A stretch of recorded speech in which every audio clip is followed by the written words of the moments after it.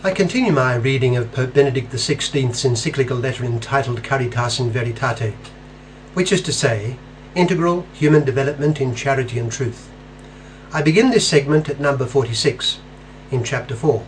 The title of this chapter is The Development of People's Rights and Duties and the Environment. I shall read numbers 46 and 47. 46.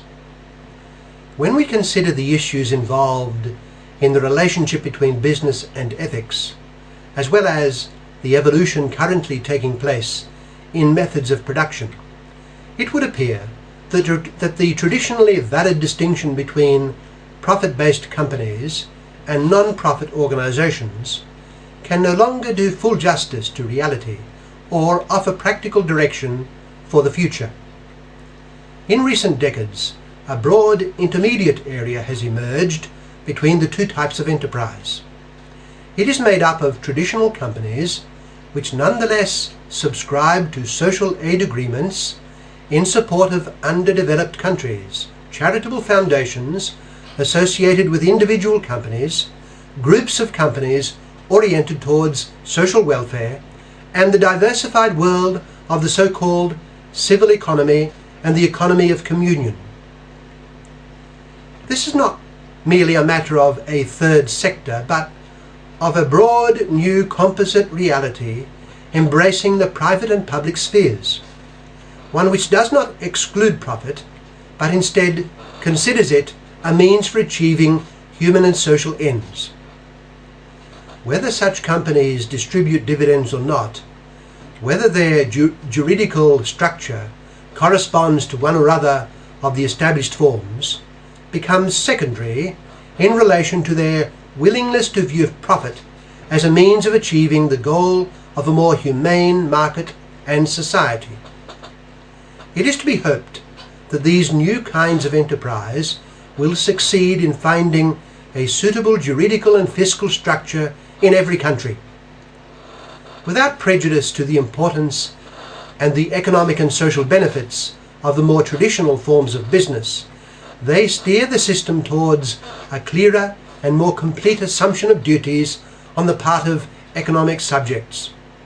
And not only that, the very plurality of institutional forms of business gives rise to a market which is not only more civilized but also more competitive. Number 47.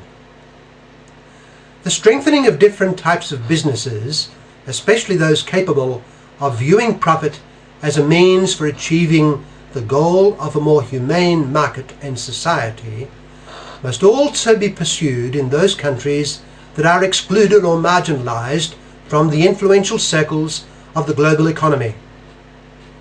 In these countries, it is very important to move ahead with projects based on solidarity, suitably planned and managed, aimed at affirming rights, yet also providing for the assumption of corresponding responsibilities. In development programs, the principle of the centrality of the human person as the subject primarily responsible for development must be preserved. The principal concern must be to improve the actual living conditions of the people in a given region, thus enabling them to carry out those duties which their poverty does not presently allow them to fulfill. Social concern must never be an abstract attitude. Development programs, if they are to be adapted to individual situations, need to be flexible, and the people who benefit from them ought to be directly involved in their planning and implementation. The criteria to be applied should aspire towards incremental development in a context of solidarity, with careful monitoring of results, inasmuch as there are no universally valid solutions. Much depends on the way programs are managed in practice. The peoples themselves have the prime responsibility to work for their own development, but they will not bring this about in isolation. These words of Paul VI are all the more timely nowadays, as our world becomes progressively more integrated.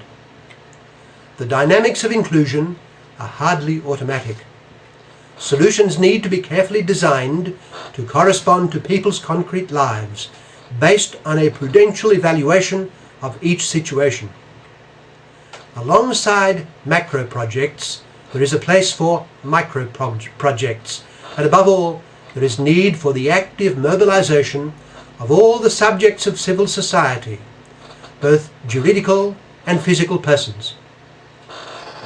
International cooperation requires people who can be part of the process of economic and human development through the solidarity of their presence, supervision, training and respect.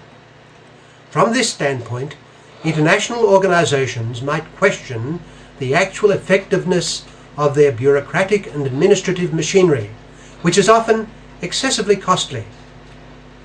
At times it happens that those who receive aid become subordinate to the aid givers, and the poor serve to perpetuate expensive bureaucracies which consume an excessively high percentage of funds intended for development. Hence it is to be hoped that all international agencies and non-governmental organizations will commit themselves to complete transparency, informing donors and the public of the percentage of their income allocated to programs of cooperation, the actual content of these programs, and finally, the detailed expenditure of the institution itself. In the next segment, I shall continue with chapter 4 of the Pope's Encyclical, beginning with number 48.